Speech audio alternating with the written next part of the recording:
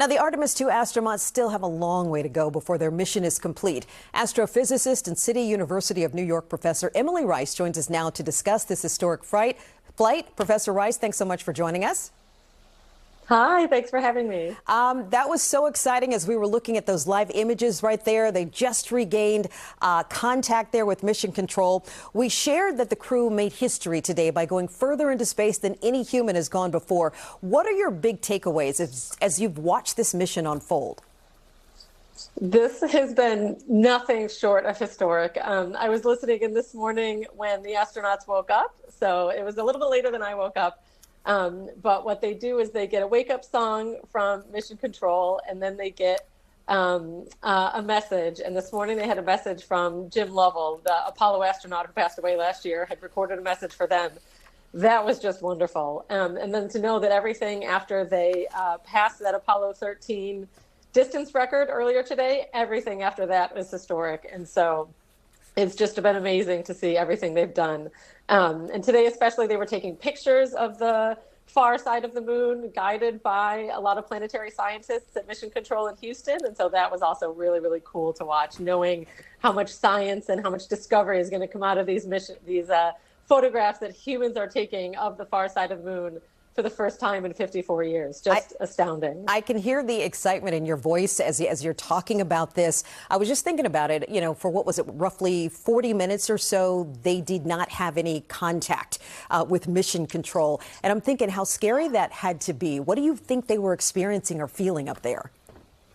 I can only imagine, but I can't imagine that those 40 minutes, like just the silence and the contemplation. I want to know what they did. Maybe they did karaoke, who knows? But just, the profound thoughts that they've been sharing with us for the last 6 days. It's kind of wonderful to think that they had those 40 minutes together as a crew to be, quiet, radio silence from Earth for a little while. Absolutely. We know the astronauts themselves will experience a total solar eclipse in the next hour.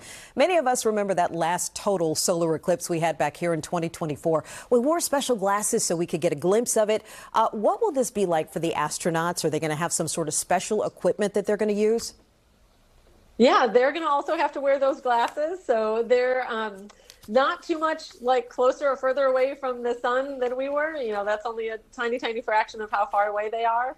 But they don't have the atmosphere blocking just any amount of that sunlight. And so it might not be as fully dramatic because they're so much closer to the moon. But I imagine it's going to be a very, very cool experience. Wow. All right. Break down for me, if you will, what NASA is ultimately hoping to learn from this trip to the moon, and also how it will help future Artemis missions.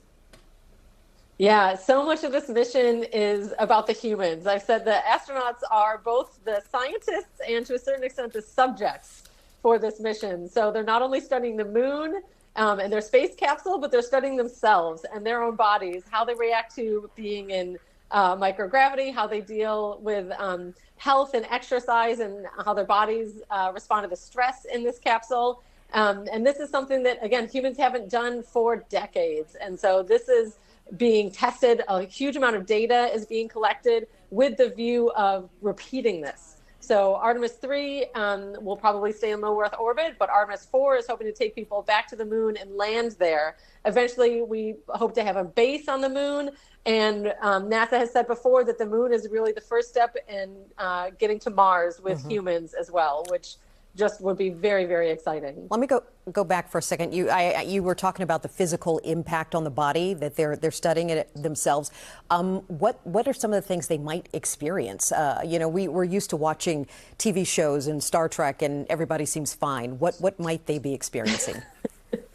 Yeah, from the moment they get into low G, actually, what I've heard is that it's there's first the G forces from launch, which that they can test for, that goes into the astronaut training. But once they get into microgravity, that's a lot harder. And they do a lot of testing in the neutral buoyancy lab, the NASA's big swimming pool.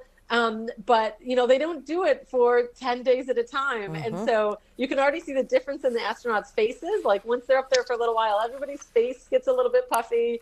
I've heard that your sinuses can get a little bit congested because you don't have gravity pulling any of your fluids down. There's one first-time flyer up there, and so sometimes it takes your body a little bit longer. You know, I'm sure they had their barf bags ready to fill up and jettison if need be. But there's longer term effects on our bodies that we don't fully understand. Sure. And so they're exercising while they're up there. They're testing new exercise equipment that they have. They're also studying their stem cells. They have organs on a chip or their own stem cell tissue that's on little devices that they're taking into microgravity, and then they'll bring those back down. And there's the effects of radiation, all sorts of things that we can do science on with that data. So fascinating. I hope you will come back and join us again. I really appreciate your perspective. Astrophysicist and City University of New York professor Emily Rice, thanks so much for joining us. Thank you.